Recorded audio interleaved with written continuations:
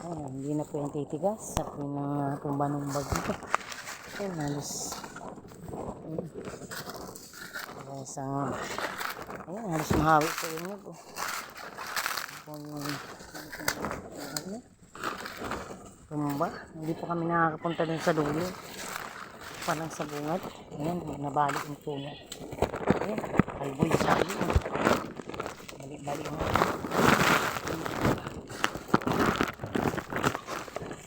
So, ayun, sayang po. Tumba na rin. Kaya kung lakas talaga ng bagyo, kung tutuusin, wala na dito mga may harang na po dito mga puno. Ay, hindi na po yung titigas. Mga saging, buso. Ito.